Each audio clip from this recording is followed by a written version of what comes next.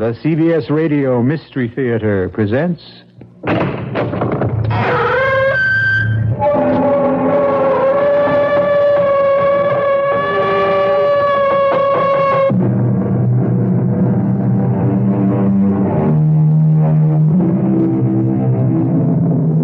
Come in. Welcome. I'm E.G. Marshall. Welcome to a world of terror.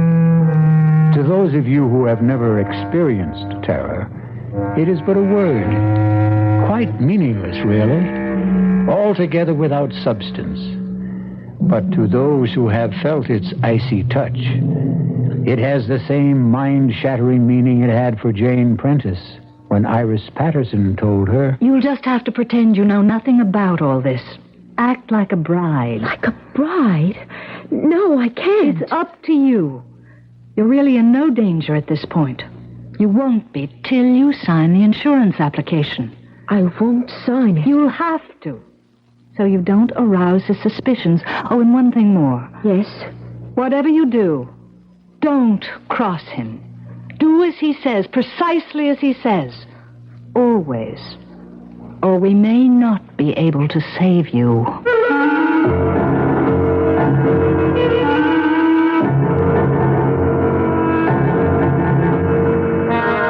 Our mystery drama, Journey into Terror, was written especially for the Mystery Theater by George Lothar and stars Roy Sinus and Lynn Loring.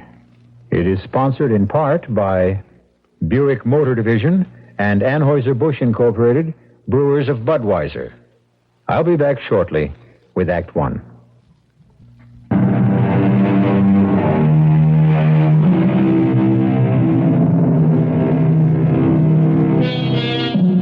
We never know what the morrow may bring, do we?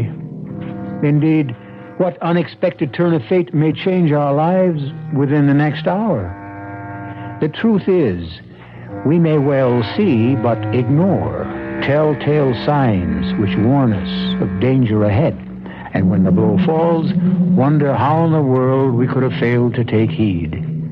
Jane Stoddard took no notice of the telltale signs, and as a result, faced death in a horrible form. I certainly admire the way you're taking the sudden change in our honeymoon plans, Jane. You're a real sport. Nonsense, Tom.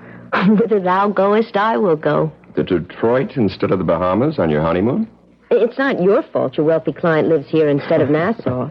Patient, Jane, patient, not client. A very handsome and talented one. Do you have patients all over the country? All over the world. You mean we're going to be traveling constantly? Oh, no. My practice is mainly in New York, but now and again I'm called into consultation. We'll have fun, sweetheart. You'll see. And now I'd better get a move on, or my patient will find himself another doctor. Will you be long? No, a few hours.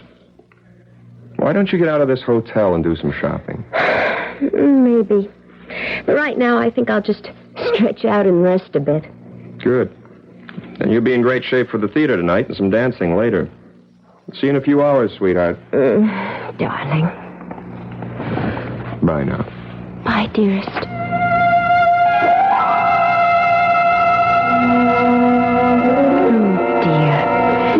To think I could be sunning myself on Paradise Beach right this minute. Nice hard bed.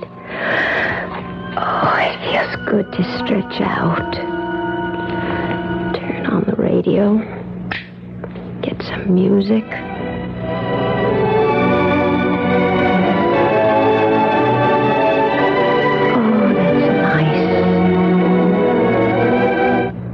We interrupt for a special bulletin. The body of a woman, a newly married bride, was found less than an hour ago in her palatial Shaker Heights home. According to the police, she had been tortured, then strangled with one of her own stockings. The coroner has established the time of death as having occurred about 48 hours ago. Fine honeymoon. One in a hotel room listening to the latest murder report. Yes? Mrs. Stoddard. Mrs. Thomas Stoddard? Yes? I'm calling from the lobby, Mrs. Stoddard. You don't know me, but my name is Iris Patterson. I know you're alone at the moment. I saw your husband leave the hotel just a few minutes ago. What is it you want? I want to come up and talk with you. About what? It's an urgent matter, Mrs. Stoddard. In fact, and please don't be upset now. It's a matter of life and death. Life and death? Whose? Yours, I'm afraid.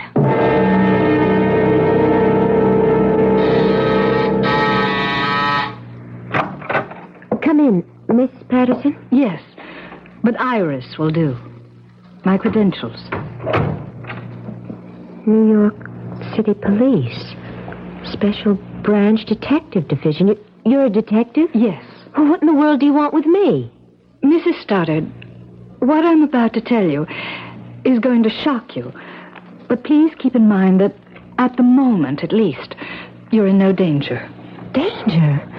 At the moment? What are you talking about? Let me explain. About an hour ago, the body of a young woman, a bride, was found in her home in Shaker Heights. I just heard the bulletin on the radio. Did you? What has that murder got to do with me? She was murdered by your husband. Here, please, let me. No, I'm all right. I thought for a moment you were going to faint. So did I, frankly, but I'm all right. Surely you've made some sort of mistake. No, I'm afraid not. But you must have. Tom, my husband can't possibly be a murderer. No matter what you say, I can't and I won't believe it. I don't blame you for feeling as you do, of course, but perhaps you'll believe me if I tell you a few things about yourself that will surprise you. Such as what? Your first meeting with Tom Stoddard was accidental, or rather appeared accidental. What? Why, yes. I mean, it was. It was in New York City. It was raining. We both hailed the same cab at the same time. And at his suggestion, you shared it. Yes. It happened roughly 10 days, 2 weeks ago. Yes, but how do you know? It's his M.O., his modus operandi, the way he operates. Now, I'm quite sure, for example, that you have no family to speak of, no mother, father, they're dead, no brothers and sisters. That's true. And few close friends. You lived alone, no roommate. You're absolutely right, but I still His victims are always young women who are alone in the world. You see, this helps to make them easy prey. I mean, they're lonely, they yearn for companionship, and are perfect setups for a whirlwind courtship. He swept you off your feet, of course. Oh, he did. Flowers, candy, dinner dates, theater. It was... I was ecstatic, but... No, you can't be right. You have made a mistake. A terrible mistake. Mrs. Stoddard, Jane, if I may. Yes. We have made no mistake. For example, what about the insurance policy? What insurance policy? Hasn't he mentioned insurance to you? No. He will. Hasn't gotten around to it yet, that's all, but sooner or later, probably sooner, he's going to want you to take out an insurance policy for a large sum, naming him beneficiary. It's unbelievable, incredible. It is true, nevertheless. If Tom is a murderer, if he did kill that bride in Shaker Heights... And a few others. Then why don't you simply arrest him? Because we don't have enough evidence. He's extremely clever. And so far, we've been totally unable to nail him with the goods. That, Jane, is where you come in. What do you mean? We want you to help us nail him with the goods. Me? You could be... The chances you are his next victim. Now, if you consent to work with us, follow our instructions, we can set a trap for him. With me as the bait? Yes. No. I couldn't do that. I haven't the nerve for anything like that. I think you have. And just remember, you're in no danger at the moment. You won't be until you sign your name to an insurance policy. Look, wait a minute. There's one thing I don't understand. What? Tom wasn't married to that young bride in Shaker Heights, was he? No. Well? He marries his brides for money. He kills others for kills. Oh, good Lord. Now, if you'll help us, just work along with us, follow our instructions, you will have a better chance of saving yourself than if you don't. What do you want me to do? For the time being, nothing. Except to, well, just act like a bride. In other words, do nothing to arouse his suspicions. I can't do it. I just can't. It's up to you, Jane. Of course. If you feel you can't, well, you can't. But as I said, you're in no real danger now, and you won't be until he brings up that little matter of insurance. Jane, you can do it. You must. All right. Good girl. Now, one thing more. Yes? He doesn't remain long in one place. He kills and runs, you might say. He'll probably suggest leaving Detroit and going somewhere else. If he does, and we're positive he will, go along with him. Don't cross him. Don't ever cross him.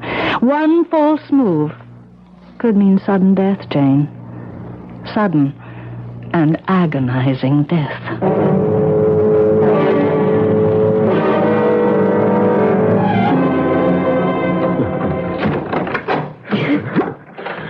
I thought the third act was a riot, didn't you, Jane? Yes. Yes, it was, Tom. I noticed you didn't laugh much, though. Of course I did. It seemed to me the only times you laughed were when you caught me watching you. Tell you the truth, honey, you've been kind of depressed all evening and trying awfully hard to act as if you weren't. Well, to be honest, Tom, I'm just not feeling well. Well, maybe you are yearning for Nassau in the Bahamas. Wishing you were there instead of here. I'm with you, Tom, and that's all that matters. Sure? Couldn't be surer. And anyhow, I like Detroit. I'm enjoying myself. I'm sorry to hear about that. Why? Well, we're leaving for Los Angeles in the morning. Oh? Well, what do you mean, oh? Just... Oh. Tom, why are we going to Los Angeles? Another patient? No, I had a call from Greg Benson, a colleague, a friend of mine. He's managing the National Conference for Psychiatrists in Los Angeles. The head speaker was taken ill, and he can't appear tomorrow evening, and Greg asked if I'd fill in. Oh, well, that's fine, just fine. You're not upset? I said it before, and I'll say it again. Whither thou goest, there go I. And what say we head for bed? Bed? Yeah, bed. You know, that thing you lie on, close your eyes, and go to sleep? I'm not really sleepy. If I go to bed now, I'll just toss and turn all night long. Okay, then. Suppose we sit and talk about our future together. What's to talk about? Redecorating our new apartment. You said you wanted to. How much money you'll need for the household expenses. Oh, and insurance. Insurance? Naturally, I'm going to make you beneficiary of all my life policies. In fact, that's already in the works. Ed Kearns, my agent, is handling it. And he suggested, and I agree, that we ought to take a policy in your name, making me beneficiary. $100,000, say. Seems a lot of money. Well, I suppose it is. But let's say you're worth it. Honey, what is it? What? You went white as a ghost. Say, you are off your feed. Come on over here. Let me put my arms around you and hold you. Yeah, that's better, isn't it? Yes. Happy? Yes. You'd better be. Because you're in real trouble if you're not. Trouble? I'm sure. Happy or not, you're stuck with me. Till death do us part.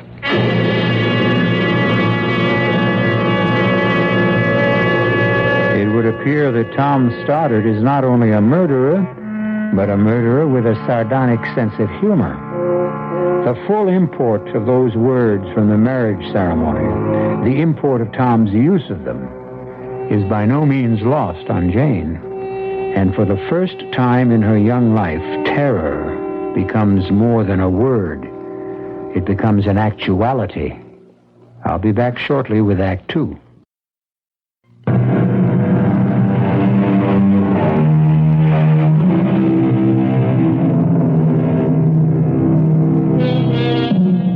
Young and pretty Jane Stoddard has taken the first steps on a journey of terror as she realizes she has married a murderer, a man who tortures and strangles brides for money and for thrills. Detective Iris Patterson of the New York Police Department has warned Jane that Tom Stoddard kills and runs. And now, as Jane finds herself with him in a Los Angeles hotel suite... So, once again, my darling, I'm off. A fine honeymoon I'm giving you. Where's the conference being held, Tom? Belmonte Hotel. Why? I just wondered. You didn't say, and if I wanted to get hold of you for any reason. Don't. Don't? Don't even want to get a hold of me. I'm going to be up to my ears in work. Oh. Well, all right. I'll see you later.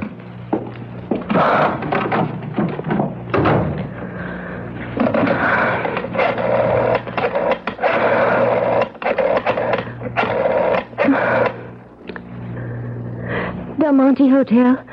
I wonder if you would tell me, please, in what room the National Conference of Psychiatrists is being held. What?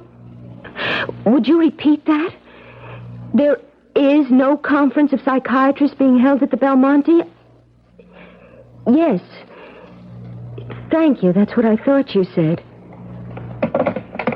Oh, Jane, girl, police or no police, you're getting out of this hotel and out of Tom Stoddard's life right now. Yes? Jane. Iris. Detective Iris Patterson? Yes? Jane, I'd like you to get a taxi and meet me at the Santa Monica Pier. Santa Monica Pier? We think Stoddard may be getting suspicious.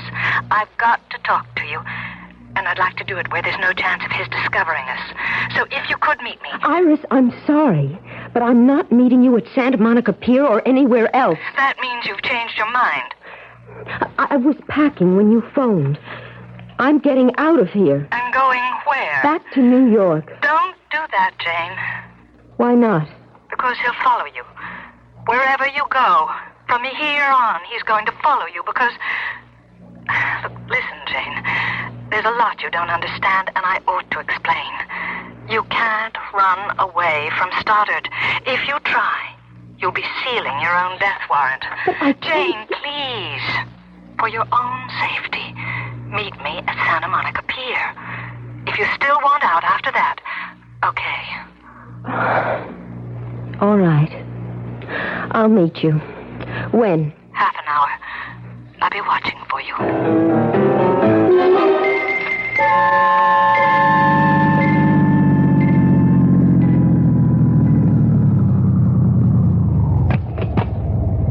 Keep the change, driver. Jane! Jane, over here! Here, Jane! Hello, Iris.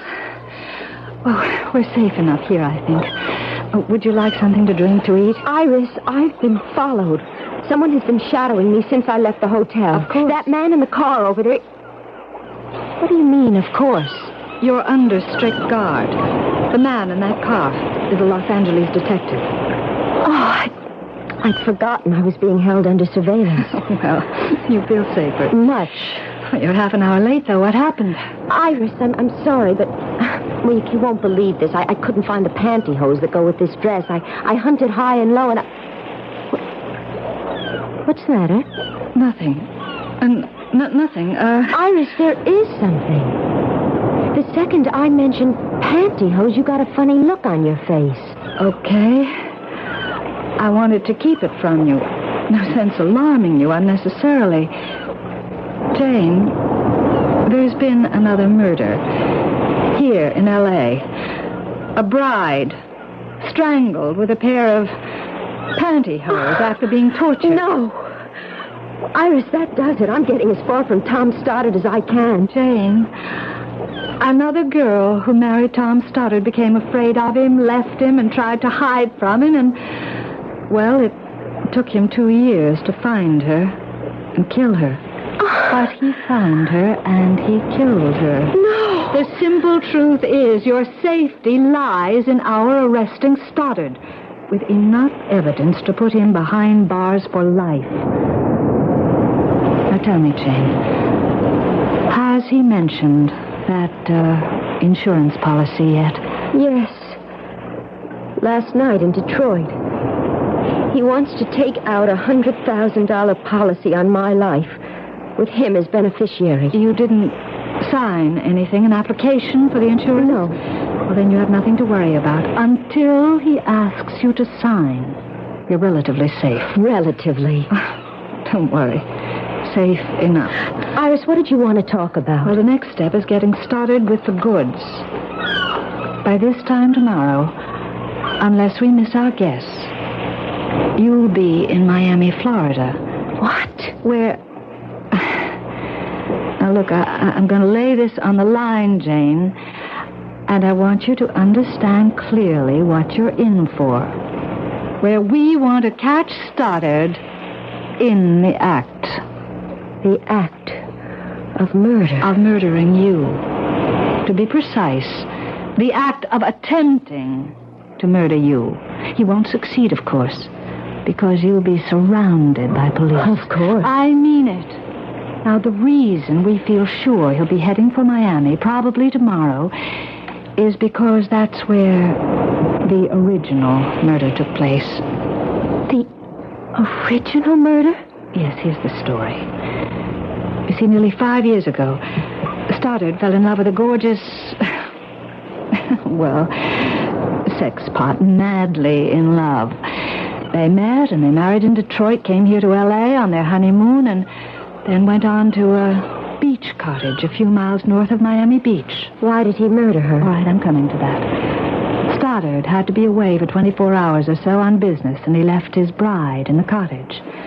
But then he changed his plans, you see, unexpectedly, and came back to find her with another man. He killed the man first. And he spent hours torturing his bride before he killed her. I don't get this. If he killed this woman in Miami, and you know he did, how come he's still free? How come he's not in prison? He was, for more than 3 years. He got off with a reduced sentence on a plea of temporary insanity. I see. Only as we see it, and have every reason to believe, he's still insane. You really mean it when you say if I try to go somewhere he can't find me, he'd still find me? He'd still hound you until he does find you, yes. Then I had no choice, have I? I don't think so. All right, Iris. I'll go along. What else can I do?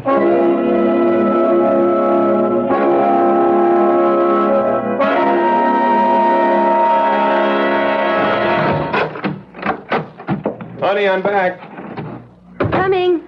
I was just fixing my hair. Oh, now you can fix me up with a welcome home kiss. Well, what did you do with yourself while I was at the conference today? Oh, this and that. I went for a walk, some shopping, sat by the pool. Didn't swim? Too chilly. Tom, how did things go at the conference? Oh, fine. Just fine. Don't you believe me? Of course. Why the funny look? Funny look? No funny look. Oh, yes. You looked, well, I don't know, funny. I don't know what you're talking about. Well, to be plain about it, honey, I kind of get the feeling you don't trust me or something. Tom, you're being perfectly ridiculous. No, I don't think so, Jane. Either you're hiding something from me or you're very upset about something. Now, which is it? Come on, what is it? Nothing.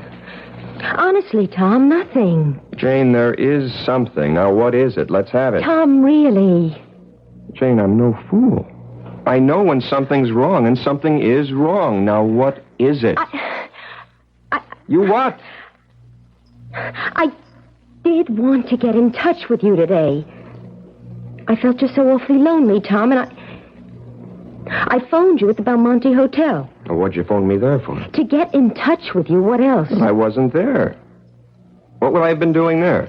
You said you were going to the National Conference of Psychiatrists, didn't you? I did. And you said it was being held at the Belmonte, didn't you? No, I didn't. How could I when it was being held at the Beverly Towers? You said the Belmonte. I said the Beverly Towers. Did you try there? Of course not. No, of course not. Well, why should you if you misunderstood what I said this morning? You know what? I think you're fed up with this whole so-called honeymoon, which so far hasn't been any kind of a honeymoon at all. No, Yes, I think so. Well, now I've got another surprise for you, and this time a pleasant one. You want to hear it? Of course. Well, for the next week, well, the next 3 or 4 days anyhow, I'm declaring a holiday. A patient of mine owns one of the prettiest beach houses you've ever seen, and he's offered it to me any time I want it. Well, he isn't there, of course. And he isn't. And that's where I'm taking you tomorrow for the duration of our honeymoon. Where is it? It's just north of Miami Beach. And this time tomorrow, you're going to be there. Oh, we haven't been here even a full day. And I've never seen Los Angeles before. We'll come back another time. But we're here now. Oh, Tom, there's so many things I want to do. Visit the movie studios, Disneyland. We could run down to Capistrano. Jane, please. I don't want to argue about this. I mean, frankly, I don't understand your attitude. Here, finally, I can take you to a really beautiful honeymoon spot, and you don't want to go. I don't get it. It's just that... It doesn't matter. We'll go. Of course we will. Unless... You haven't some other reason for not wanting to go, have you? Other reason? Other than wanting to stay in Los Angeles. Why, no. What other reason could I have? That's what I asked you. There's nothing wrong, is there? No, Tom, of course not. You sure? Tom, you're hurting my arm. Well, I'm sorry, honey. I'm sorry. I wouldn't hurt you for the world. Kill you, maybe, but not hurt you. Kill me? Oscar Wilde, I think, said, each man kills the thing he loves. And if that's so, considering how much I love you, sweetheart, you haven't long to live.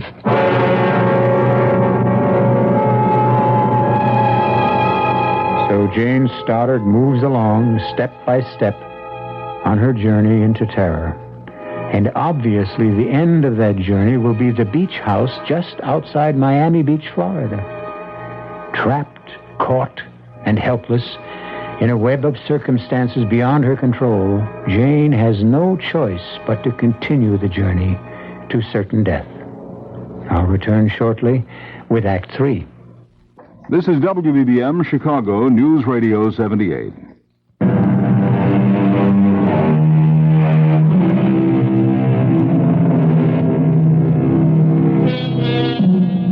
How strange, how inexplicable are the workings of fate. How curious, too, that the fearful things that happen to others we never consider may happen to us. Could we, any of us, ever find ourselves married to a murderer as Jane finds herself married to Tom Stoddard? Seems hardly likely. Might we one day realize we are headed for sudden death and powerless to prevent the inevitable? Scarcely possible. Well, Jane once thought so too, if she thought about it at all. But now, with a murderous husband at her side, she flies toward Miami Beach, Florida, and death. Jane? Sweetheart, what is it? What, Tom? I don't... You seem so tense. No, nervous maybe. Flying always scares me a little. Well, soon landing in Miami, so relax. I'll try. Oh, Kearns, my insurance man, sent me that application in L.A. I got it right here. Application? You know, the insurance policy I'm taking out on your life. Now, here's a pen. You can sign it now. And I'll shoot it back to Kearns from Miami Beach. Well, sign it, honey. Yes, of course. Good. That takes care of that. Oh, if I settle back and catch 40 winks? Of course not. I'm going up to the ladies' room. Okay.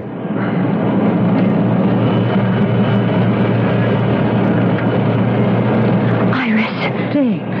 He mustn't see you talking to me. He's taking a nap. I saw you come on board. Iris, I just signed for that insurance policy. $100,000 and naming him as beneficiary. Did you have to? No choice. That's too bad. I hoped he'd hold off on that till I got things squared away with the Miami police. I signed my own death warrant, you're saying? No. It's not as bad as that. Now, the second we land, you'll be under close surveillance, and so will he. Follow instructions, and you won't have a thing to worry about. I wish I could be as sure of that as you seem to You be. can be. Just trust me. Now, go back to your seat before he wakes up. The last thing we want is for him to see us together. Jane? I can hardly bear to sit next to him. Hang on to your nerve, Jane. We're close to the end now. I just hope it's not the end for me.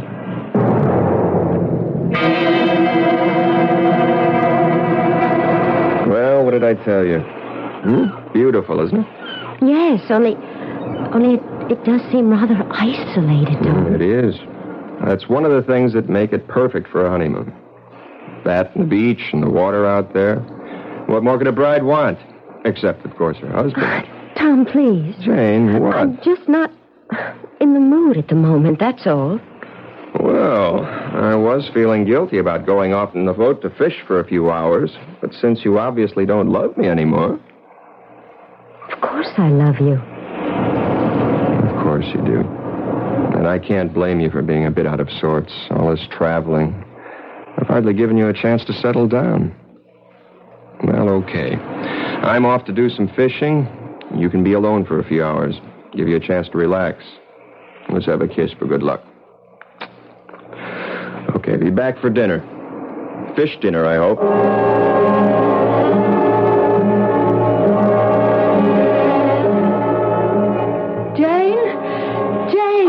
Iris, thank heaven you're here. Tom's gone fishing. Yes, we know. We watched him leave in the boat half an hour ago. We? Myself and 2 detectives assigned to the case. Now, look, Jane, I've got something to tell you you're not going to like. Just try to keep calm, will you? Yes. All right, here it is. We're quite sure, Detectives Allen and Varney and I, that Stoddard will attempt to kill you tonight. Why tonight? It's the anniversary of the night he murdered his first wife and her lover in this cottage. No. Don't look so frightened, Jane. In a way, you ought to feel relieved. After tonight, it'll all be over. For me, maybe. Not a chance. I said we're sure he'll attempt to murder you, but we're also sure he'll fail. How can you be so sure? Oh, well, we just are. You're evading me, Iris. What makes you sure? I didn't want to make things harder for you, Jane, but, well, there's the torture. Torture? Yes. Are you telling me you're going to let him torture me before you move in? I'm not telling you anything of the sort. What I'm saying is that we've got to let him make the first move. We've got to have the evidence to convict him. And that brings me to the next step. Yes? Now, we're going to have to bug this cottage. Set up a tape recorder with concealed microphones in each room. Why? Because once he has you, that is, once he thinks he has you where he wants you... No, I can't go through with this. Jane, you can. Now, please trust me. As I say, once he thinks he's got you where he wants you, he'll do a lot of talking. He'll get pleasure out of telling you who he really is and how he tricked you into marrying him and what he intends to do before he murders you. Now, Detectives Allen and Barney and myself will be here in the house recording every word. And Jane, dear, I give you my solemn word. Once we have the evidence, we'll move in on him so fast he won't have a chance to lay a finger on you. I hope you're right. Now, one more thing before I go. Here's a sleeping powder. You always have cocktails before dinner. Now slip this powder into his cocktail tonight. Put him to sleep? What on earth for? So we can bug the place. He'll only sleep for an hour or so. It's a light dose. But he's out fishing. Can't you do what you have to do now? No, it's too risky. Everything has to be concealed carefully. And we can't chance him coming back unexpectedly.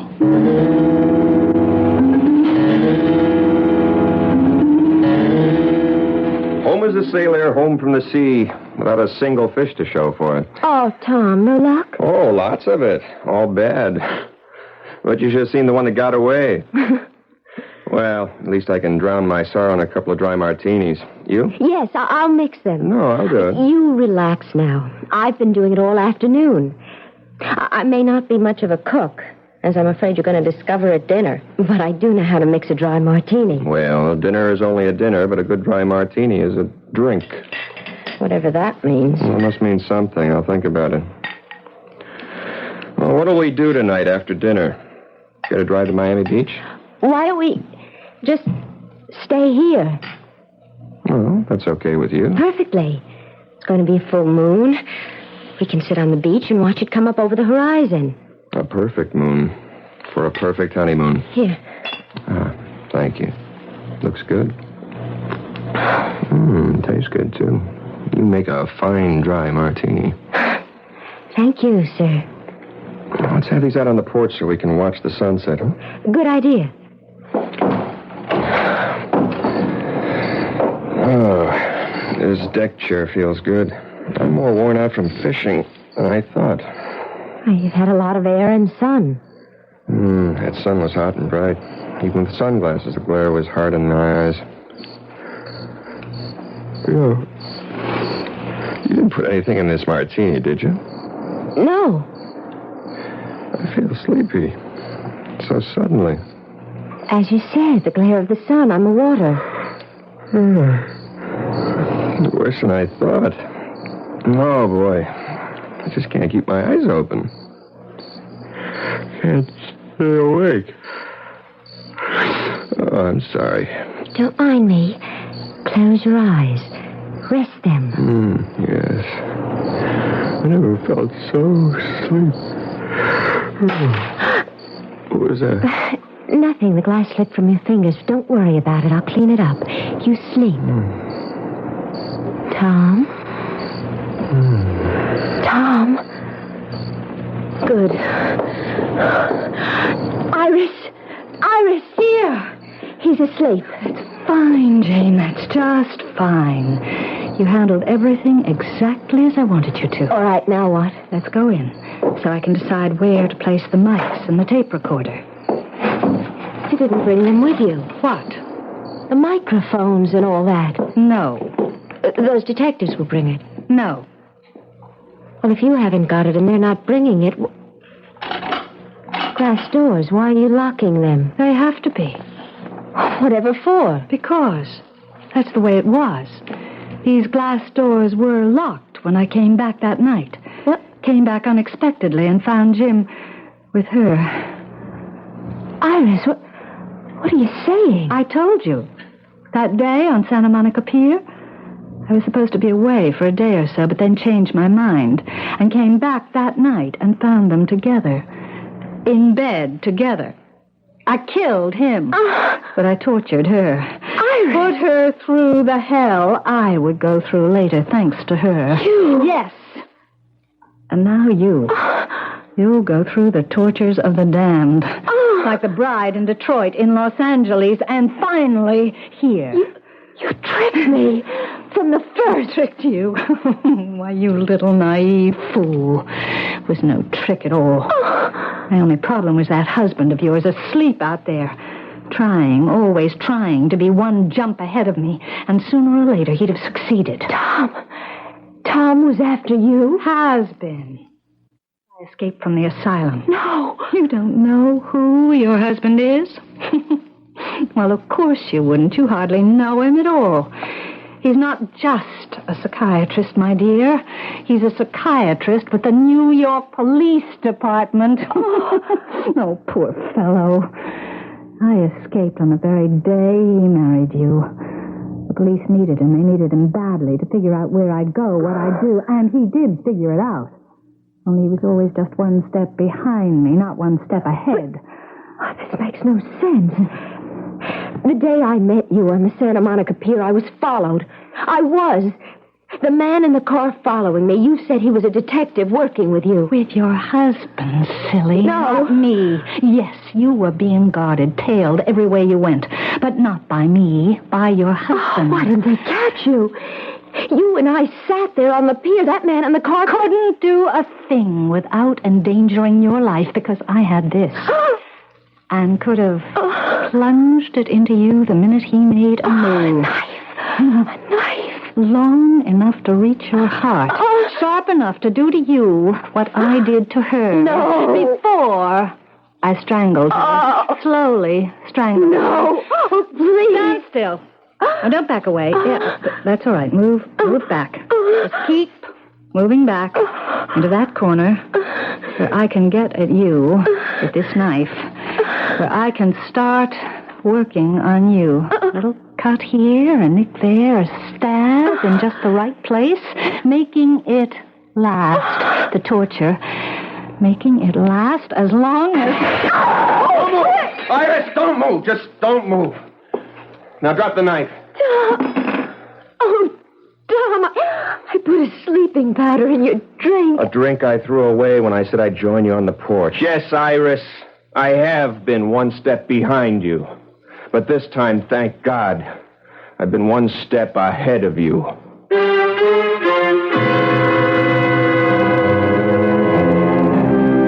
I seem to remember saying that our lives are fraught with the unexpected. Also seems to me that, wrong as I can be at times, this time I was right. Glad I was. Jane Stoddard was only a pawn in the game the fates play. But thank heaven, she remains a living pawn. I'll return in a moment.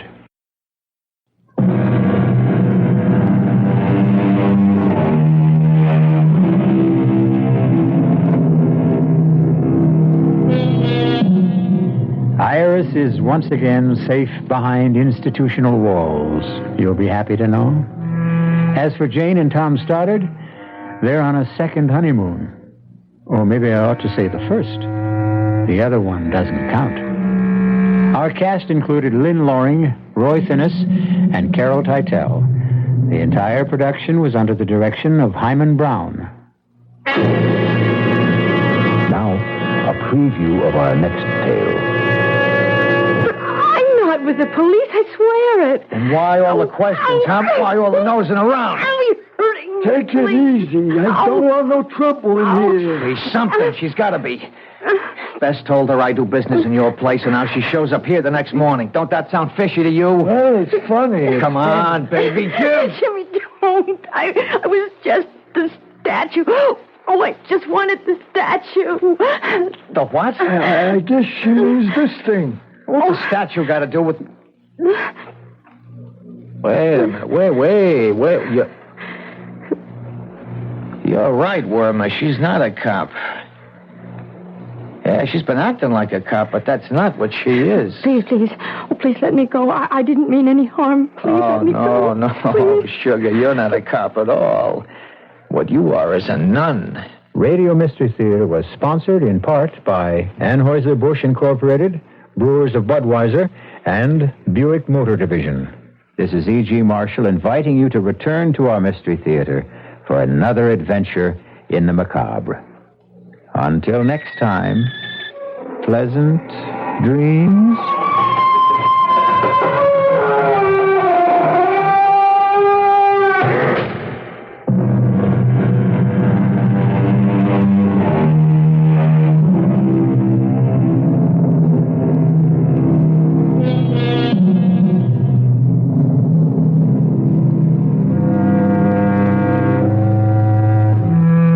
CBS News is next on WBBM Chicago.